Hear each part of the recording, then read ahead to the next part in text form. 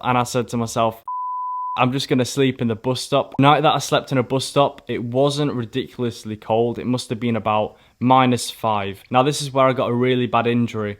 A pelvis strain injury, where I covered the UK National Three Peaks, Ben Nevis, Scafell Pike and Snowdon. Hey guys, welcome back to the channel. My name is Howard Knifton. I'm a level 4 strength and conditioning coach who's just left the RAF and now living in Thailand. On this channel, I help you build an aesthetic physique, a stronger mindset and a healthier and happier lifestyle. And in today's video, we'll be covering part 2 of the 500-mile hike where I covered the UK National Three Peaks, Ben Nevis, Scafell Pike and Snowdon, self-supported in winter conditions. Going from Glasgow to Carlisle was horrendous. It was monotonous, it was boring. You could see the roads for miles and miles and it was never ending. The weather also started taking a turn for the worst. It was horrendous. I can't explain how bad it was. I've never experienced anything like it. Constant rain for days on end. I was doing up to 20 miles every single day. On some of the bigger days I was doing 24 miles, average days I was doing around 20 miles, and the easier days I was doing 12 to 13 miles,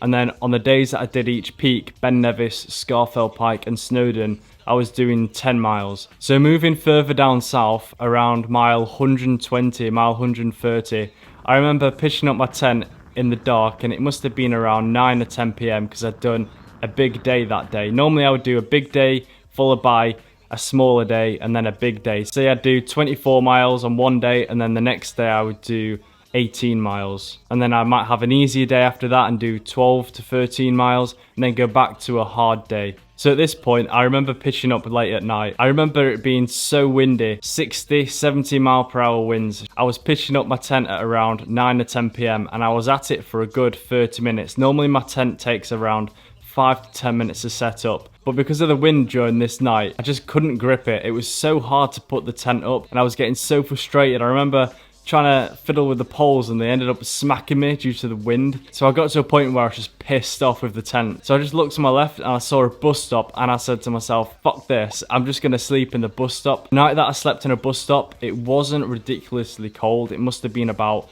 -5. So it was doable and I had my sleeping bag, I had my bivvy bag and I had all my down jackets and layers on.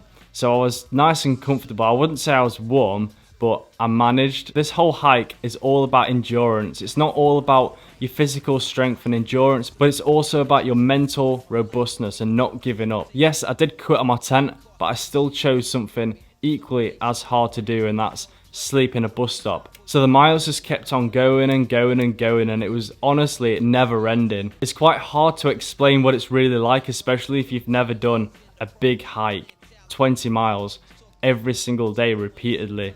It just gets to you. What kept me motivated and pushed me on was that I wanted to see what the end result was. Prior to being on this hike, I'd been on the BBC, the Yorkshire Post, I'd had photo shoots, and I was quite big on social media prior to doing it. So I wanted to see whether I could actually get more social media presence, get more donations coming in. If I'd gained all this attention and all this success prior to doing the hike, what's it going to be like after I complete it? Another thing that motivated me was the new opportunities that I'd see myself in every single day. I'd meet new people and I'd make new memories, and that's what I live for. That's why I'm in Thailand currently. I want to live a vibrant, a memorable, exciting, adrenaline rushing lifestyle. Now halfway between Glasgow and Carlisle, mile 160. Now this is where I got a really bad injury, a pelvis strain injury. So I remember on one of the days where I was doing 18 miles and I was about halfway. I'd done 9 miles at this point. I remember my pelvis just giving me so much pain, enough pain to stop me from lifting my leg above knee height. And I was stopping around every 50 meters, it was that bad. So then I ended up going to the hospital and they prescribed me with naproxen. Now I realized that this could be a game changer. I might not be able to finish this hike with that pain because it was excruciating, it was horrible. I realized that I had to either quit the hike and give up, or carry on but change the rules and take the doctor's advice and take naproxen, which is a pain relief a lot stronger than ibuprofen, which can cause some negative side effects. Now because I'm not a quitter and I genuinely wanted to finish this hike, truly I really wanted to finish it, I ended up changing the hike, the rules. So instead of wild camping, I ditched the kit so that my rucksack now weighed 12 to 13 kilograms and that instead of wild camping, I was using hotels. The following day there was still a fair amount of pain, but it was a lot better. When you do something as big as this, you realize that it's all about your mindset. It's all about how much you want something. If you went into it half-heartedly, with anything in life, you're not going to achieve it. You need to realize that in life, you can genuinely achieve anything that you want if you put your mind to it. And if you crack on,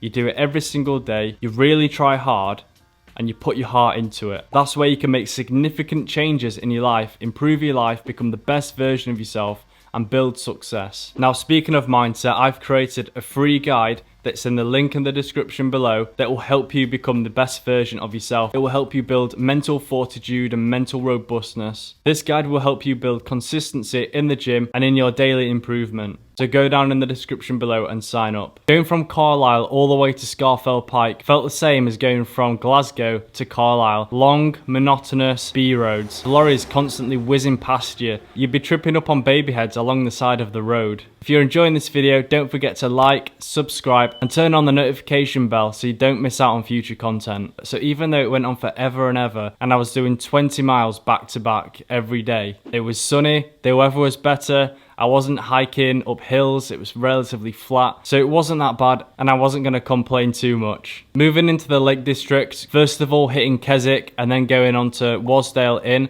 which is where I stayed just before doing Scafell Pike. Scafell Pike was 10 times easier than Ben Nevis. Instead of powdery snow, I got compact snow, which made it easier for me to grip while I was using my micro spikes. I also met a couple people on the top of Scafell Pike, got a few pictures, got to know them, and it was refreshing meeting new people because 90% of the time this hike was done solo, so it was solitary, it was desolate, I didn't really see anyone or meet anyone. I'm going to put some videos and photos on screen of the day that I did Scafell Pike.